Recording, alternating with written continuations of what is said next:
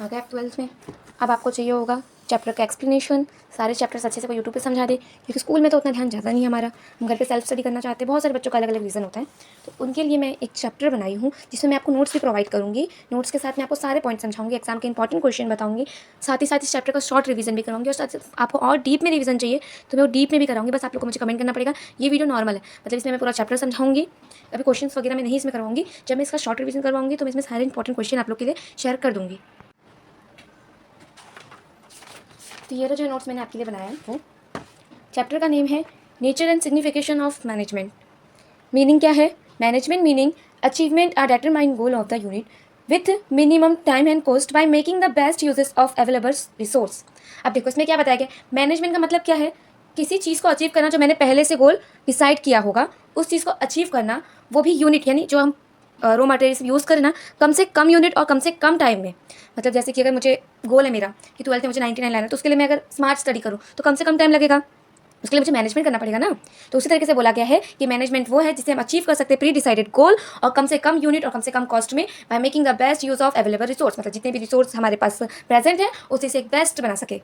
Definition है according to Koontz and O'Donnell, management is the art of getting thing done through other. मतलब इसमें क्या बताया, management एक तरीके का आर्ट है जिसकी मदद से हम दूसरों से काम करवा सके।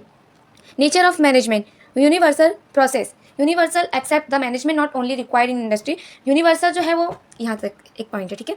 यूनिवर्सली एक्सेप्ट है मैनेजमेंट, मैनेजमेंट हर जगह एक्सेप्ट किया जाता है। क्यों? देखो, क्योंकि ये सिर्फ बिजनेस में रिक्वायर्ड नहीं होता, not only required in business but also can be apply in variation social and region field. मतलब इसको हम सोशल में मैनेजमेंट कर सकते हैं, अगर सोसाइटी में कुछ मैनेजमेंट करना हो, कुछ रिलीजन के बीच में मैनेजमेंट करना हो, वहाँ कर सकते हैं। Activity likes agriculture, army, education. Agriculture करना हो उसमें मुझे एक अच्छा मैनेजमेंट की जरूरत पड़ेगी। आर्मी लोग हैं जो, उनको भी मैनेजमेंट की जरूरत पड़ेगी, और एजुकेशन में भी जरूरत पड़ती है। Goal oriented activity, every business unit is stable to achieve certain object. सारे बिजनेस यूनिट के पास एक गोल होता है, एक वो लोग अपना ऑब्जेक्ट बना के रखते हैं कि हमें ये चीज़ अचीव करना है, इसीलिए वो अपना बिजनेस स्टेबल करते हैं, इसीलिए अपना बिजनेस बनाते हैं उस चीज़ को अचीव करने के लिए। Management is necessary to achieve the object. अगर मुझे गोल को अचीव करना है तो मुझे मैनेजमेंट करना पड़ेगा।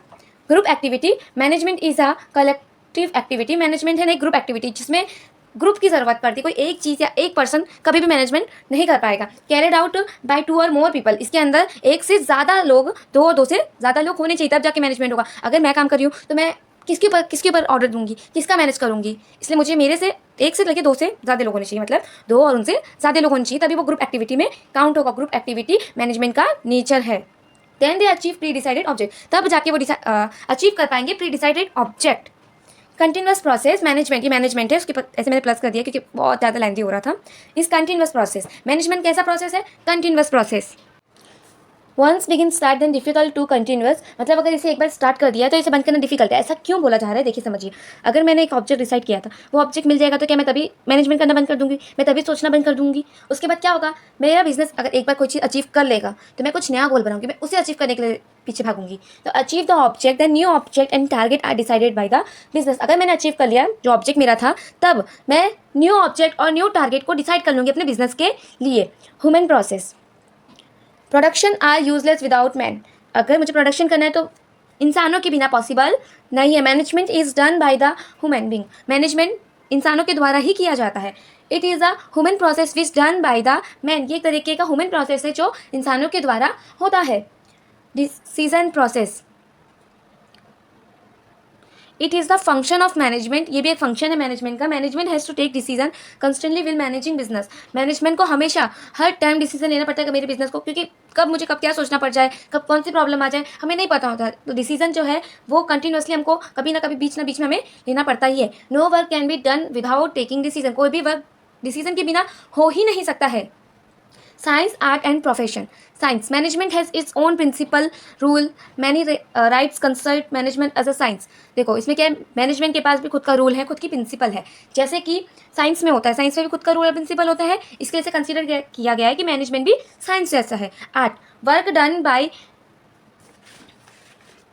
ह्यूमन, वर्क जो है जो इंसानों के द्वारा हो, it is known as the art of getting the work done with the help of the professional intelligent and cleverness. मतलब इसमें ऐसा बोला गया है कि इंसानों के द्वारा जो काम हो, और साथ ही साथ इसमें क्या होता है, अपना काम, जो तुम्हारा काम है वो तुम अपना काम नहीं, वैसी स्किल जो स्किल्स की हेल्प से मैं दूसरों से काम करवा सकूँ, वो होता है आर्ट। ठीक है। इसके अंदर आता है इंटेलिजेंसी, मतलब मेरे पास कितना इंटेलिजेंस है, मेरे पास कितना शक्ति है, कितना माइंड है कि मैं दूसरों से काम निकलवा रही हूँ, दूसरों से काम करवा रही हूँ। Professionalism, management and professionalism like lawyer, doctor and collector. इसके अंदर प्रोफेशनलिज्म भी आता है, जो सर्विस दे के वर्क लेता है, मतलब जो सर्विस दे के फीस लेता है, वो होता है professionalism. Important of management, necessary in every field. Management not only required in business activity, management सिर्फ बिजनेस एक्टिविटी में रिक्वायर्ड नहीं होता है, but also in all types of activity, पर सारे एक्टिविटी में, like religional, social, political, education, sport, ETC. सिर्फ ये बिजनेस के लिए नहीं होता है, बिजनेस में रिक्वायर्ड नहीं होता, साथ ही सारे एक्टिविटी में रिक्वायर्ड होता है, जैसे पॉलिटिकल हो गया, एजुकेशन हो गया, स्पोर्ट हो गया। Optimum utilization of resource, management make possible to take the optimum utility of the resource like land, capital, raw material, etc. Management possible करता है कि मैं कम से कम चीज़ों में, मतलब मेरे पास जितनी चीज़ें उसका मैं ज़्यादा से ज़्यादा यूज़ कर पाऊँ, मेरे पास थोड़ा सा रिसोर्स होगा उसका भी मैं बहुत यूज़ कर पाऊँ। जैसे अगर मैंने भाड़े पे एक लैंड लिया है, तो अगर मैं उसका अच्छे से मैनेजमेंट करूँगी तो मैं उस लैंड का बहुत अच्छी तरीके से यूज़ कर पाऊँ, क्योंकि मुझे पता है कि मुझे है ना भाड़े तो भरना ही, मुझे तो उसका पेमेंट करना ही, पर मैं उसका अच्छे से यूज़ करूँ, ये होता है मैनेजमेंट के हेल्प से। इस अवॉइड वेस्टेज ऑफ रिसोर्स, ये अवॉइड करता है वेस्टेज ऑफ रिसोर्स को। किस किस तरीके के रिसोर्स आते हैं, लैंड, कैपिटल, रॉ मटेरियल और भी चीज़ें आती है। Accomplishment of the objective, management is necessary from achieving the object. Management necessary है अगर मुझे अचीव करना है ऑब्जेक्ट को, रिड्यूस करता है वेस्टेज को, हेल्प करता है बिजनेस ऑब्जेक्ट को अचीव करने में। Useful for the success of business, management जो है वो बहुत यूजफुल है सक्सेस ऑफ बिजनेस के लिए। Success of business depend to management, success है जो बिजनेस का किस पे डिपेंड करता है, मैनेजमेंट पे। Contribution of management is more compare to other element, management का कंट्रीब्यूशन है ना ज़्यादा है बिजनेस के अंदर बाकी एलिमेंट के द्वारा, जैसे प्लानिंग हो गया, ऑर्गेनिज्म हो गया, सब मतलब जितने भी और भी चीज़ें हैं ना, सबसे ज़्यादा मैनेजमेंट ज़रूरी होता है, ठीक है। सक्सेस और failure of the business depend on management, कि मैनेजमेंट कैसा हो रहा है उसके ऊपर डिपेंड करता है मेरा जो बिजनेस है वो सक्सेस होगा कि वो फेलियर होगा, वो किस तरीके का होगा। Increase in job opportunity, if management efficiency the company develop and increase employment opportunity. अगर मेरा मैनेजमेंट इफेक्टिव है तो कंपनी डेवलप्ड होगा, उसके एम्प्लॉयमेंट इंक्रीज होंगे, अपॉर्चुनिटी बढ़ेगा, तो अपने आप ही जॉब क्रिएट होगा।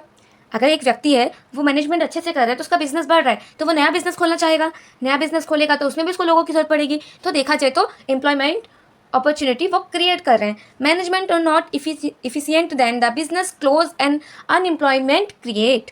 अगर मैनेजमेंट सही नहीं है तो बिजनेस जो होगा वो हमारा क्लोज हो जाएगा और जो उसमें लोग काम करते होंगे वो अनएम्प्लॉय हो जाएंगे। इंक्रीज इन प्रॉफिट, बिजनेस का मोटिव ही होता है प्रॉफिट अर्न करना। बिजनेस का क्या काम होता है, उसके पास जो सामान है ना, जो रिसोर्स है उसका ज़्यादा से ज़्यादा यूज़ कर सके, उसमें से ज़्यादा से ज़्यादा वो प्रॉफिट अर्न कर सके। प्रॉफिट ही बिजनेस का बैरोमीटर होता है और सक्सेस भी डिपेंड करता है बिजनेस, मतलब जो भी मेरा बिजनेस का सक्सेस है उसमें देख सकती हूँ कि मुझे कितना प्रॉफिट हो रहा है, जितना ज़्यादा प्रॉफिट होगा उतना ज़्यादा बिजनेस में सक्सेस होता है। Social benefit, every business is a part of society, सारे बिजनेस एक पार्ट है सोसाइटी के। Management work in the favour of the society, management है उसको काम कैसे करना चाहिए, सोसाइटी के फेवर में, सोसाइटी के हित में।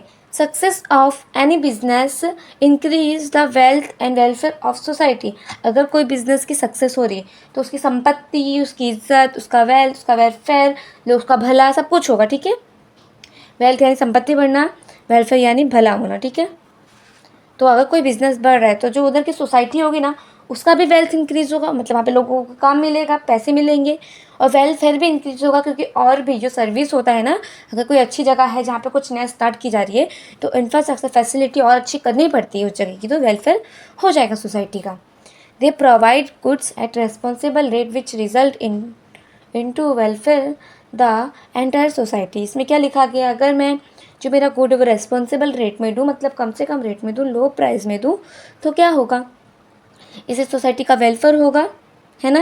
अगर उनको सस्ते में गुड मिल रहा है जो प्राइस में मिलना चाहिए, बिना ज़्यादा ऐड किए, बहुत महंगा ना मिल रहा हो, तो उनका वेलफेयर तो होगा ही। Business provide goods and service low cost, business जो होता है वो प्रोवाइड करता है goods and service low cost में। National motive, management is a essential to the take maximum utilization factors of production for the economical, social and national development. Management होता है ना वो ज़्यादा से ज़्यादा यूज़ करता है फैक्टर ऑफ प्रोडक्शन का, मतलब वेस्ट नहीं करता है, वो क्या करता है अगर उसके पास थोड़ा भी है तो वो अच्छी तरीके से मैनेजमेंट करके उसका यूज़ करेगा, इससे क्या होगा, इकोनॉमिक से रहेगा, इकोनॉमिक है तो सोशल, और फिर में नेशनल डेवलपमेंट भी खुद ही होगा। अगर कोई फैक्टर ऑफ प्रोडक्शन का यूज़ कर रहा है, अपना बिजनेस बढ़ा है, बिजनेस बढ़ेगा, अपॉर्चुनिटी बढ़ेगा, सोसाइटी डेवलप्ड होगी, सोसाइटी डेवलप्ड होगी तो नेशनल डेवलप्ड हो जाएगा, ठीक है। Level of management, 3 level of management होता है, आपकी स्क्रीन पे आ जाएगा। मैं स्क्रीन पे भी कुछ कुछ चीज़ समझाऊंगी क्योंकि अभी कुछ कुछ चीज़ें लिखना बाकी है इसका। Top level of management, the top level of management is the supreme authority for the management of any entire. Top level management क्या होता है? सुप्रीम ऑथोरिटी होता है एक बिजनेस के लिए, जो सबसे टॉप पे होता है वो टॉप लेवल ऑफ मैनेजमेंट के अंदर आता है। मैनेजमेंट होता है वो एंटरप्राइज होता है, मतलब वही बिजनेस स्टार्ट करने वाला होता है, उसके अंदर ही टॉप लेवल आते हैं। Include BOD, managing director, general manager, chief executive. इसके अंदर कौन कौन आता है? BOD आते हैं, board of director, managing director आता है, जनरल मैनेजर आता है, चीफ एक्सिक्यूटिव आता है। Important policy decision of business unit are taken by the top level management. कोई भी इम्पॉर्टेंट पॉलिसी है, डिसीजन है, और भी बिजनेस की कुछ भी चीज़ें हैं ना, वो सारी चीज़ें टॉप लेवल मैनेजमेंट ही डिसाइड करता है। Known as a higher level of management, इसको दूसरे नाम से जाना जाता है higher level of management function. Lay down primary and subsidiary. इसमें क्या है, ये लोग ना डिसाइड करते हैं, चेक करते हैं, बनाते हैं, पहली जो स्टेज होती ना उसका डिसीज़न लेते हैं किस तरीके से करना है, सब चीज़ यही करते हैं। Lay down of primary object, ये पहले वाला पॉइंट था, ठीक है। ऑब्जेक्ट ऑफ द बिजनेस मतलब मेन लोग सोचते डिसाइड करते हैं, इसमें क्या है, ये लोग डिसाइड करते हैं कि मुझे क्या ऑब्जेक्ट डिसाइड करना है, बिजनेस के लिए मुझे क्या अचीव करना है, वो चीज़ें। Director act as a trustee. Director जो होता है इसमें एक्ट करता है ट्रस्टी के द्वारा, ट्रस्टी जो बिजनेस स्टार्ट करता है उसके जैसा। Select chief executive officer and higher officer and assign them to authority and responsibility. ये सिलेक्ट करता है CEO को और भी हायर ऑफिसर को, और साथ ही साथ उनको वर्क असाइन करता है और उनकी ऑथोरिटी देता है, उनकी पावर देता है, उनकी रिस्पॉन्सिबिलिटी क्या है वो उन्हें देता है। ये लोग बजट प्रिपेयर करते हैं, टेक केयर करते हैं interest of different stakeholder, यही संभालते हैं इंटरेस्ट कि शेयर होल्डर को कितना देना है, मैं अगर किसी से क्रेडिट पे वो ले रहा हूँ पैसा तो मुझे उसको कितना देना पड़ेगा, ये सारी चीज़ें। Take strategy decision by making long term plans. यही लोग स्ट्रेटजी डिसीजन करते हैं बड़े टाइम, क्योंकि ये लोग क्या सोचते हैं, लॉन्ग टाइम प्लान डिसाइड करते हैं। छोटे छोटे तो इसके जो और लेवल्स होंगे वो अपने अंदर कर लेते हैं। लॉन्ग एक बहुत अचीवमेंट का रख लेंगे कि हमें अगले साल तक नई कंपनी भी बना लेनी है, ऐसे करके कुछ भी, या मुझे एक नया प्रोडक्ट्स भी अपने में ओपन करना है, ऐसा कोई लॉन्ग टर्म प्लान ये लोग डिसाइड कर लेते हैं। उसी के लिए लोग स्ट्रेटजी डिसीजन मेक करते हैं, मतलब डिसीजन लेते हैं, स्ट्रेटजी बनाते हैं, जो भी काम रहता है वो ये लोग ही करते हैं। सोचने का, एडमिनिस्ट्रेशन, क्या रूल रहेगा, क्या रेगुलेशन रहेगा, ऑब्जेक्ट क्या रहेगा, ये सारे काम फर्स्ट टॉप लेवल ही करता है। Analyse and resolve complex problem of management as per legal provision.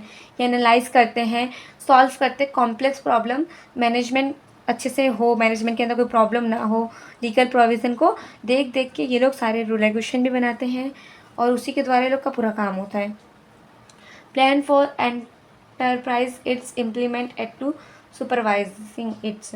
जो प्लान है उसके द्वारा वो चीज़ हो रहा है कि नहीं हो रहा, ये चीज़ भी ये लोग देखते हैं। डिस्ट्रीब्यूशन ऑफ प्रॉफिट डिवाइडेड, ये लोग क्या करते हैं, प्रॉफिट डिवाइड करते हैं, और भी चीज़ें जितनी भी डिस्ट्रीब्यूशन प्रॉफिट ये सारी चीज़ें इनके कंट्रोल में ही रहती है। Analyse report to different activity and give instruction accordingly. ये लोग को क्या रहता है, रिपोर्ट को एनालाइज करना पड़ता है डिफरेंट एक्टिविटी के, और इनको इंस्ट्रक्शन देना पड़ता है उसके according. Middle level of management, it is a link between top level and bottom level, including department officer, division officer and expert. इसके अंदर कौन कौन आता है, डिपार्टमेंट ऑफिसर आता है। पहले तो ये होता है लिंक होता है, किसका होता है, बॉटम का और टॉप का। ये क्या कर, इनके अंदर कौन से आते कौन से इंक्लूड कौन कौन होता है, departmental officer, division officer and experts जितने भी होते हैं। Example production, sales, purchase, finance, इनके रिलेटिव जितने भी लोग होते हैं ना, जो इनमें एक्सपर्ट होते हैं, इनके ऑफिसर होते हैं, वो सारे इनमें ही आते हैं मिडिल लेवल ऑफ मैनेजमेंट में। Also known as the officer level, से ऑफिसर लेवल भी कहा जाता है। अब आगे का वीडियो मैं आपको पार्ट 2 में बताऊँगी। आई होप वीडियो अच्छा लगा हो। इसका मैं आप लोगों की बोर्ड्स के लिए फुल प्रिपरेशन करूँगी। मैं सारे आप लोगों के लिए क्वेश्चन, शॉर्ट वीडियो, और अगर आपको ये थोड़ा बोरिंग लग रहा है ना, तो मैं इसको थोड़ा और अच्छे वे में पढ़ाने की कोशिश करूँगी, क्योंकि सारे बच्चों को है ना फ़ोन से पढ़ने की आदत नहीं होती है, तो उनको थोड़ा मस्ती चाहिए होता है कि हाँ, कुछ फ़नी बात बोले मैम, कुछ अच्छा बोले, उसके हिसाब से पढ़ें वो भी। और साथ ही साथ अगर आपको स्ट्रैटेजी चाहिए कि मैं किस तरीके से अपना चैप्टर 2 महीने में कंप्लीट करूँ, 1 महीने में कंप्लीट करूँ, आप मुझे बस कमेंट कर दीजिए। आप एक दिन मत बोल दीजिएगा कि मैं एक दिन में कैसे कंप्लीट करूँ, क्योंकि अगर आपको अच्छे मार्क्स लेके आने हैं तो आपको मेहनत तो करनी पड़ेगी। तो चलो bye bye guys, I hope आपको वीडियो अच्छा लगा होगा। आप हमारे चैनल को सब्सक्राइब करेंगे, हमारी वीडियो को लाइक करेंगे और कमेंट करेंगे, और प्लीज़ हमें सपोर्ट कीजिएगा। मैं आपके लिए अच्छे अच्छे वीडियोस लेके आती रहूँगी। 12th के स्टूडेंट प्लीज़ मेहनत करो, अच्छे मार्क्स लेके और दिखा दो सबको कि यार आप हो क्या।